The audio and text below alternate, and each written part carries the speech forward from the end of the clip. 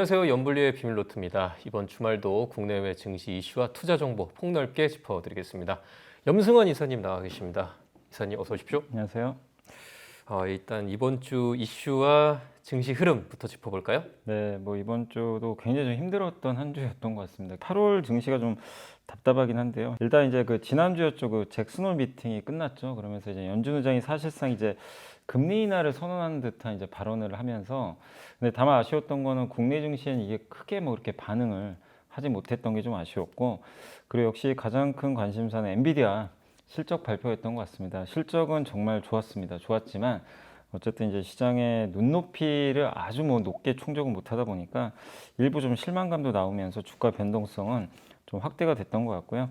또 이번 주에 미국의 그 GDP가 발표됐는데 GDP 잠정치거든요. 그래서 속보치가 먼저 발표됐는데 2.8이었는데 이번에 2분기 GDP 잠정치는 3%로 올라갔어요. 그래서 미국 경기 침체 우려는 더 완화되는, 그러니까 가능성이 낮아진 그런 이제 지표들이 나와서 이 부분은 일단 호재로 좀 작용을 했던 것 같습니다. 다만 이제 한국 증시 같은 경우는 외국인들이 이번 주에만 거의 2조 가까이 좀 대량 매도를 했거든요. 주로 이제 반도체를 많이 팔았는데 아마 이제 반도체가 좀 약간 이게 좀 피크아웃 하지 않을까 하는 그런 우려감 때문에 좀 외국인들이 올해 좀 주식을 많이 사긴 했는데 일부 좀 매도를 한 것 같고요.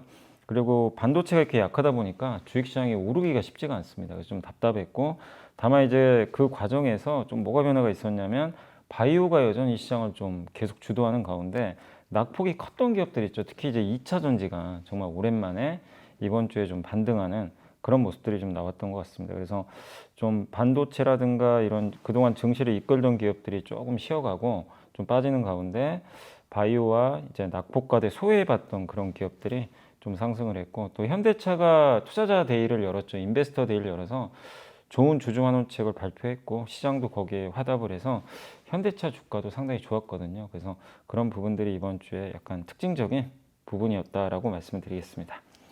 엔비디아 실적 얘기 조금 더 해보죠. 그 이번 분기 매출이 300억 달러가 나왔는데 이 분기 매출이 이 정도면 우리 돈으로 이제 40조 원 된다는 네. 거잖아요. 엄청난 매출인데 여기에 대한 시장의 평가는 어떻습니까? 사실 300억 달러면 굉장히 놀라운 숫자는 맞아요. 맞는데 이제 시장 예상이 280억 달러였거든요. 이제 이것도 넘었고 전 분기 대비해서도 15%, 1년 전보다는 2배 가까운 성장을 하고 있으니까 그냥 나온 숫자만 보면요, 그냥 놀라울 정도입니다. 다만 이제 이런 거를 시장이 아예 예상을 못했던 게 아니다 보니까 또 그동안 주가 많이 올라왔기 때문에 시장은 그렇게 큰 반응은 좀 없었고, 여기서 좀 우리가 주목할 건 매출 총이익률인데 이게 이익률이 전 분기가 78.4였거든요. 근데 이번 분기에 75.7%로 조금 떨어졌어요. 아마 이 부분이 조금 주가에 좀 부담으로 좀 작용을 했던 것 같고요. 그리고 2분기에 블랙엘 이제 칩이죠. 이게 이제 새로운 칩인데 원래 이게 3분기에 나오기로 예전에 예정이 돼 있던 건데 아마 이제 뉴스 통해서 많이 보셨죠. 아마 연기될 것 같다. 근데 이번에 그 젠슨왕 CEO도 이게 연기됐다라고 이제 언급을 해줬고 이제 4분기 10월부터 양산에 들어간다고 합니다. 그래서 이런 부분들이 어쨌든 이제 확인이 되면서 어쨌든 뭐 주가에 그렇게 긍정적으로는 좀 작용을 못했던 것 같습니다. 그래서 약간 실적에 대한 반응은 그렇게 주가는 뜨겁지는 않았다 이렇게 좀 봐야 될 것 같습니다. 맞습니다. 말씀하신 것처럼 이 실적은 엄청나게 좋게 나왔는데 주가는 굉장히 좀 실망스러운 네. 모습을 보였단 말이죠. 여기에 대한 심층적인 분석이 있습니까? 이게 이제 결국은 아까 잠깐 말씀드렸지만 이제 보통 이런 성장주가 보통 좋을 때 이익률이죠. 이게 계속 올라가거든요. 그럼 주가 안 꺾이는데 이번에 어쨌든 이 이익률이 꺾여 버렸어요. 이제 그게 조금씩 보이고 4분기도 이제 다음 분기도 이익률이 지금보다 좀 그러니까 미미해요. 그게 큰 차이가 있는 건 아닌데 더 성장을 원하는 투자들한테는 이게 좀 약간 실망스럽게 좀 받아들였던 것 같아요. 왜냐하면 이렇게 주가 많이 올라왔기 때문에 계속해서 성장을 더해주기를 원하는데 이 이익률이 정점 찍었으면 우리도 좀 팔아야 되나? 이런 이제 심리가 좀 발동을 했던 것 같습니다. 그리고 또 한 가지가 아까 말씀드린 블랙엘 때문인데 이 블랙엘이 지금 수율이 좀 되게 낮은 것 같아요. 이게 왜냐면 이제 그 설계 변경도 좀 있었던 것 같고, 근데 이게 시간이 좀 걸릴 텐데 이 수율이 언제쯤 정상화될지도 조금 불투명하거든요. 그러니까 그걸 명확하게 사실 얘기를 안 해줬어요. 그냥 4분기에 양산한다. 근데 양산한다는 건 그 수율이 100%라는 얘기는 또 아니거든요. 그 수율이 낮은 상태에서도 양산할 수도 있는 거기 때문에 그래서 거기에 대한 좀 불안감이 아직은 있고 이 블랙의 수율이 자꾸만 낮게 나오면 마진은 점점 떨어질 수밖에 없거든요. 이익률이 둔화되겠죠. 그래서 그런 것들을 이번 실적 발표에서 뭔가 투자들이 그게 좀 가려웠던 부분인데 이 젠스당 CEO가 그걸 좀 이번에는 긁어주질 못했어요. 다만 이제 월가에서는 그 주요 증권사 20곳에서 목표 주가를 사실 다 올려버렸어요. 그러니까 평가는 괜찮아요. 평가는 괜찮지만 제가 봤을 때는 이런 몇 가지 노이즈들하고 이런 게 겹치면서 눈높이가 너무 높아졌기 때문에 지금 그거를 놀라운 그 눈높이를 더 충족시킬 만한 뭔가 새로운 뭐가 이벤트는 사실 이번에 없었거든요. 그래서 그런 것들이 주가에 약간의 좀 부담으로 작용하지 않았나 이렇게 생각을 하고 있습니다. 근데 이렇게 실적과 주가가 따로 노는 경향이 심해지다 보니까 네.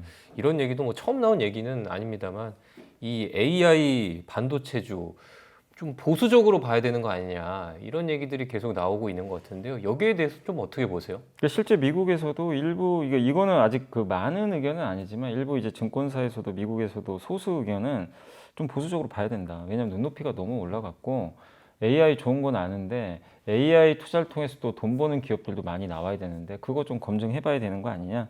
그리고 엔비디아가 어쨌든 이 좋은 실적에도 주가가 지금 못 간다는 거는 그거 자체로도 약간 좀 안 좋은 리스크는 좀 맞거든요. 그래서 일단 지금 반도체주들이 그 위를 열긴 굉장히 어려워진 것 같아요. 그래서 엔비디아가 위를 열어줘야 뭐가 되는 거기 때문에 그래서 보수적으로 본다 이거보다도 주가가 좀 한두 달 부진할 가능성은 있다. 이렇게 좀 봐야 될 것 같고요. 다만 이제 이런 부진한 가운데 저는 좀 개인적으로는 이렇게 좀 안 좋을 때 반도체주들은 좀 비중 확대하면 좋다고 좀 생각을 하는 게 왜냐하면 AI가 끝난 건 아니거든요. 왜냐하면 지금 이번 실적에서도 AI에 대한 투자는 여전히 많이 이루어지고 있고 또 오픈 AI가 펀딩을 할 건가 봅니다. 근데 여기에 애플과 엔비디아가 참여를 좀 할 거라는 그런 얘기들도 나오거든요. 그러니까 빅테크들은 여전히 AI 관련된 기업이나 반도체 투자를 하려고 하고 있고 또 엔비디아 말고도 델, 마벨 같은 이제 AI 데이터 센터나 서버 기업들이 있는데 이 기업들이 엔비디아 다음 날 다 실적 발표를 했어요. 근데 다 똑같은 얘기를 합니다. AI 때문에 지금 실적 좋아지고 있다. 이 얘기를 하고 있거든요. 그러니까 결국엔 주가가 좀 엔비디아가 너무 올라서 빠지는 거지 이 산업 전체가 사실 뭐가 망가지고 그런 건 전혀 아니거든요. 그렇기 때문에 오히려 한두 달 정도의 어떤 이제 그 조정 기간에서 다음을 좀 기대하시면서 한번 좀 반도체주들은 이렇게 저가 매수하는 전략도 저는 나쁘지 않다. 그러니까 도망가는 조정이 아니라 지금은 좀 조정을 이용할 필요는 있다. 다만 이제 투자분들이 조금 인내심은 좀 필요한 구간은 좀 있을 수밖에 없다. 이렇게 말씀드리겠습니다. 알겠습니다. 이제 금리 얘기로 넘어가 보려고 하는데 지난 23일 이제 잭슨홀 미팅이 있었죠. 여기서 파월 의장이 금리 인하를 못 박았다. 그래서 사실상 시장에서는 9월에 금리 인하하는 걸 기정사실로 보는 것 같은데 B컷이냐 아니면 베이비컷이냐 이거를 두고 오히려 이제 다른 생각들을 하는 것 같아요. 맞습니다. 그러니까 이 말씀하신 대로 9월 금리 인하는 뭐 누구도 의심은 안 하죠. 당연히 할 텐데 이제 B컷이냐 정말 0.25% 그냥 예정대로 할 거냐 요건데 사실 이거는 이제 우리가 다음 주에 확인을 해봐야 되겠죠. 이제 고용 보고서가 9월 6일 날 나오니까 근데 지금 나오는 수치들 아까 이제 제가 2분기 GDP도 말씀드렸고 또 이번 주에 주간 실업수당 청구 건수도 좀 낮아졌고 그런 걸 보면 고용 보고서가 막 급격하게 또 7월처럼 악화될 가능성은 좀 높지 않은 걸로 좀 보여지거든요. 그래서 25bp 0.25% 인하 가능성은 어느 때보다 높다. 근데 이제 어쨌든 이번 잭슨홀 미팅에서 좀 인상적이었던 건 연준장도 항상 얘기했던 게 데이터 보고하겠다. 좀 약간 미적거렸거든요. 사실은 이게 금리 인하에 대해서 물어보면. 근데 이번에는 사실상 굉장히 자신감 있게 얘기를 했기 때문에 금리 인하는 그냥 이제 거의 기정사실화 됐다라고 보시면 좋을 것 같고 일부 이제 미국의 그 투자은행에선 뭐 했던 것만 좀 더 설명해드리면 JP모건 같은 경우는 일단 이제 이번 연설은 상당히 비둘기적이었고 그리고 물론 연준 의장이 50bp 인하 가능성도 열어놨어요 사실은 열어놨기 때문에 우리가 배제하기는 어렵겠지만 어쨌든 노동시장이 추가적으로 둔화하지 않는다면 25bp 가능성이 있는 것 같고요. 또 골드만삭스 같은 경우도 결국 데이터에 달려 있겠지만 노동시장의 그 하방 위험 이게 크지만 않는다면 25bp 가능성에 대해서 좀 무게를 좀 두는 듯한 그런 좀 이제 그 내용들을 좀 발언을 했는데 어쨌든 대부분의 이제 미국 그 증권사 쪽은 25bp 베이비 컷에 대해서 좀 무게를 두는 그런 모습들이 나왔고, 만약에 25pp 인하한다면 증시에는 뭐 그게 호재냐 해가지고 주가가 더 오르기보다는 그냥 예상대로 흘러가는구나 라고 좀 보시면 좋을 것 같고, 혹시라도 50pp 하게 되면 연준 입장에서는 좀 경기가 더 좀 안 좋아질 걸로 좀 생각하는 그런 포인트를 보고 있다고 좀 해석할 수도 있기 때문에 시장 반응이 오히려 좀 안 좋아질 수도 있어요. 만약에 50pp를 하게 되면 고용이 좀 꺾인다는 얘기잖아요. 확실히 우리 예상보다. 그러면 시장 반응은 조금 더 악화될 수가 있기 때문에 지금 분위기상으로는 25pp 이나 하는 게 좀 시장에는 조금 더 긍정적이지 않을까 이렇게 예상을 하고 있습니다. 말씀하신 것처럼 금리 인하는 거의 100%라고 볼 수 있을 것 같은데요. 근데 과연 이 금리 인하가 증시에 우호적인 영향을 끼칠까? 교과서에서는 당연히 금리 인하는 증시 호재라고 하지만 이제 8월 초였죠. 그런 폭락 사태도 있었고 그 역사적으로 이제 주가 금리가 그렇게 교과서대로만 움직이지 않았던 경우도 많았으니까. 그런데 이사님께서는 어떻게 보세요? 근데 이게 이제 말씀하신 대로 그때그때 또 달라요. 그러니까 어떨 때는 금리 인하했을 때 주가가 올라가는 경우도 있고, 그리고 금리 인하할 때 내려가는 경우도 이제 대표적인 게 경기가 막 꺾일 때, 그럴 때 금리 인하를 세게 했을 때는 사실상 증시가 계속 떨어지는 경우들이 좀 많았거든요. 근데 이제 그게 아니라 경기 둔화를 대비해서 이렇게 보험성 금리 인하라고 그러죠. 그럴 때는 대부분 또 증시가 바로 올라가는 게 아니라 조금 시간이 지나면서 이렇게 다시 상승하는 그런 모습들이 나왔습니다. 그래서 지금 이미 금리 인하는 어느 정도 반영이 됐거든요. 그래서 막상 금리 인하 했을 때 증시 반응은 좀 밋밋할 수 있겠지만, 이번에 금리 인하가 지금 제가 봤을 때는 미국의 침체 때문에 금리 인하를 하는 게 아니고 미국의 경기가 약간 둔화되는 가운데 물가가 많이 떨어졌거든요. 그래서 정상화시키는 거죠. 그런 관점의 금리 인하로 보고 있기 때문에 이번 금리 인하로 인해서 주식시장은 조금씩 시간이 지나면 다시 좀 긍정적인 방향으로 가지 않을까 이렇게 좀 보고 있고요. 그리고 이번 금리 인하 같은 경우는 어쨌든 이제 점진적으로 좀 계속 인하를 할 것 같아요. 꾸준하게. 그러니까 뭐 0.5%한 번에 낮추는 것보다는 0.25%씩 단계적으로 밟아가면서 이번 달 올리고 아마 연준이 또 데이터를 보고 좀 멈출 수도 있어요. 좀 한 달은 멈췄다가 그 다음 달 다시 내리고 그럴 가능성은 있는데, 어쨌든 꾸준하게 계속해서 0.25%씩 좀 낮출 가능성이 좀 남아있다라고 좀 보시면 좋을 것 같습니다. 그래서 이번 금리 인하는 어쨌든 제 개인적인 생각으로 봐도, 과거 데이터를 봐도 약간 보험성 금리 인하이기 때문에 주식시장이 좀 우호적이고, 다만 이제 보험성 금리 인하도요, 가장 가까운 사례가 2019년도예요. 그때 7월에 금리를 낮췄는데, 그때 이제 그 연준 의장도 언급을 했거든요. 인슈어런스 컷이다. 그러니까 뭐냐면 보험성 금리 인하죠. 그렇게 얘기를 했고, 근데 그때 당시엔 한두 달 주가가 좀 별로 안 좋았어요. 막상 인하를 하고, 왜냐하면 미리 좀 선반영을 해가지고. 근데 한두 달 지나고 나서 또 굉장히 강력한 상승장이 한번 나왔거든요. 그래서 그걸 본다면 전 개인적으로 이번에도 좀 그렇게 비슷하게 흘러가지 않을까라고 좀 생각을 하고 있습니다. 일단 지금 시장에서 가장 걱정하는 것 중에 하나는 미국의 경기 침체잖아요. 그런데 최근에 한국은행에서 낸 보고서를 보면 미국의 경기가 둔화되더라도 이제 수출이 받는 영향은 제한적일 수 있다. 이런 내용이거든요. 네. 근데 최근 몇 년간 우리나라가 이제 미국에 대한 이제 수출 의존도가 커졌는데 이거는 좀 예상하지 못한 내용이어서 이 네. 내용 좀 설명해 주시죠. 저도 이제 이거 읽고 조금 이제 놀랐어요. 왜냐하면 이제 저도 당연히 미국 경기 안 좋아지면 우리가 지금 수출 비중 1위가 지금 미국으로 바뀌어 버렸죠. 중국이 아니라. 그러면 당연히 좀 안 좋고, 거기다 환율까지 좀 떨어지니까. 근데 그 업종마다 좀 다르다고 보시면 좋을 것 같아요. 어떤 거냐면, 우리가 만약에 그러니까 미국 경기 예상보다 둔화되면 영향을 받는 거는 흔히 말하는 이제 중간재라고 합니다. 중간재는 철강이나 화학 제품, 뭐 석유 제품 같은 건데, 이런 이제 중간재 같은 경우는 미국 경기의 영향을 그대로 받아요. 그래서 경기와 상관관계가 굉장히 높은데, 지금 우리나라가 그동안 몇 년간 수출한 거 보시면 뭐가 많이 늘었냐면, 여러분도 아시겠지만 자동차가 제일 많이 늘었잖아요.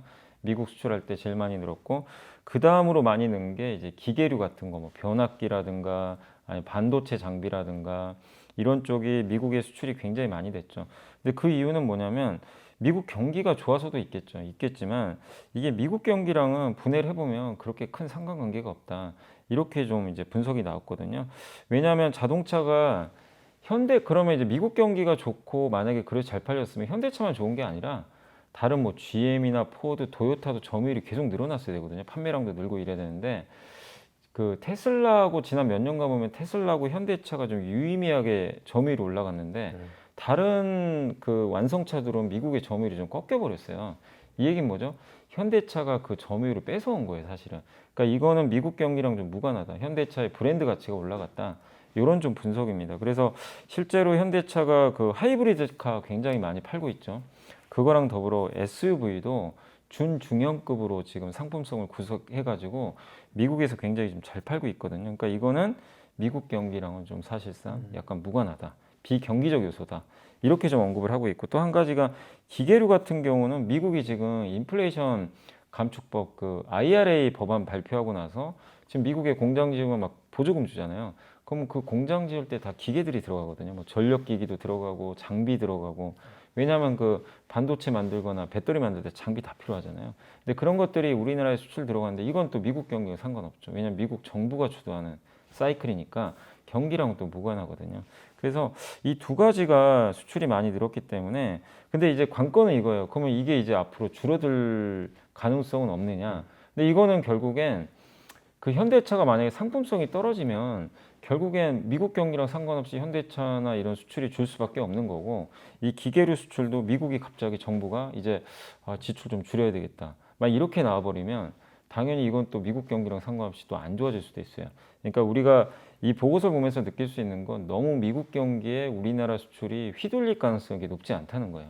결국 중요한 거는 미국 경기보다 미국 소비자들이 진짜 현대차를 계속 선택을 해줄지 이런 상품성하고 미국 정부가 지출을 줄일 수 있는지 이런 걸 더 우리가 좀 유념해서 보는 게 맞지 그냥 단지 미국 경기 이제 둔화되니까 수출주 팔아야 되겠다 안 좋아진다 이렇게 볼 필요까지는 좀 없는 그런 보고서가 아닌가 이렇게 좀 생각을 하고요. 다만 이제 지금 대선 앞두고 있잖아요. 네. 근데 대선까지는 조금 이런 섹터들이 힘들 수 있는 게 뭐냐면 보통 대선 전에는 재정 지출 좀 줄이거든요.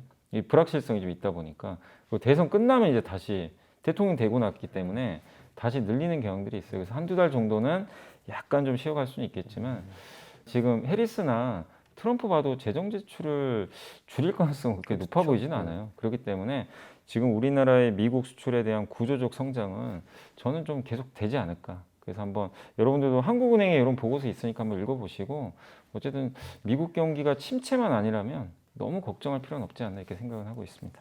네. 이번에는 국제유가 얘기해 보려고 하는데 최근에 중동 정세가 불안하면서 유가가 살짝 불안했는데 다시 조금 안정세를 찾아가고 있는 것 같아요.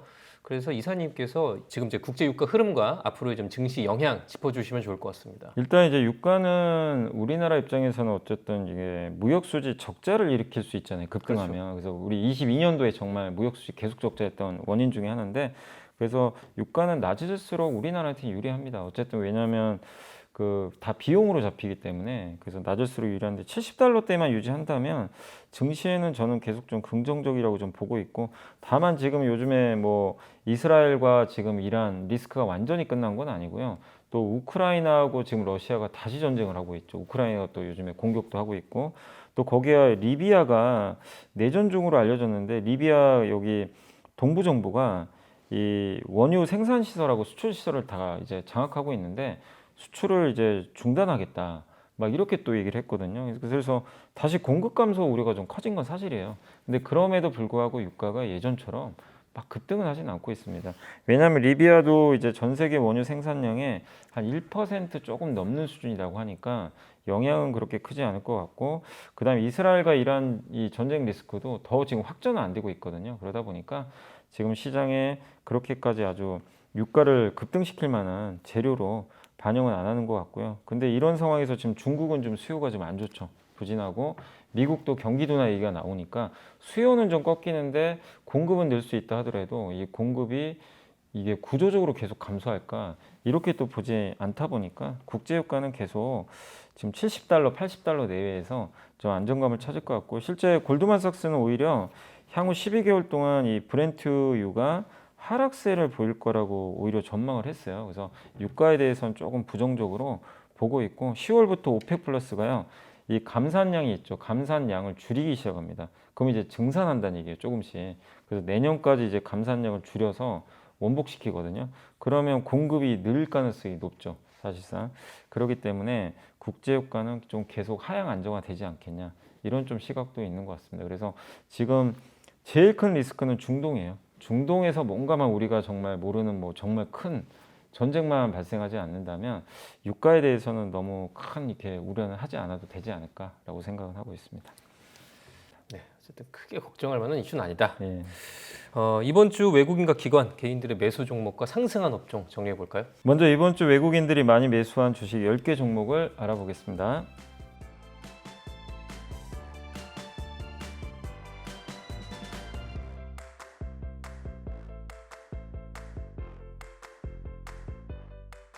이번에는 기관들이 이번 주에 많이 담은 10개 종목을 알아보겠습니다.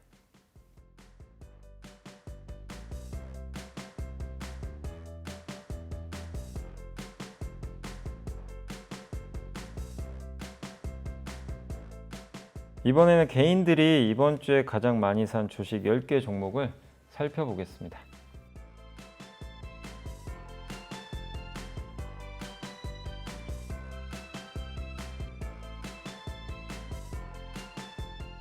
이번에는 이번 주 상승한 10개 업종을 살펴보겠습니다.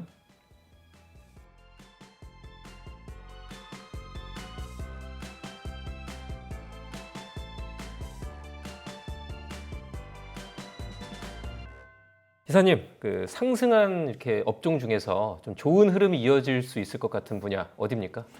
일단 이제 당분간은 좀 낙폭과 대주들 계속 좀 움직일 것 같거든요. 그래서 이번 주에도 낙폭과 대주들이 좀 계속 반등을 좀 해줬어요. 그래서 가장 대표적인 게 2차 전지 이제 생산업체죠. 이제 셀 업체들인데 이 업종이 뭐 다음 주에도 조금은 더 상승을 하지 않을까 싶고 또 대표적으로 많이 최근에 빠진 섹터가 음식료 업종입니다. 근데 음식료 업종이 보통 환율 떨어지면 수혜주인데 이번엔 반대로 좀 빠져버렸어요. 왜냐하면 수출을 많이 하다 보니까 과거보다.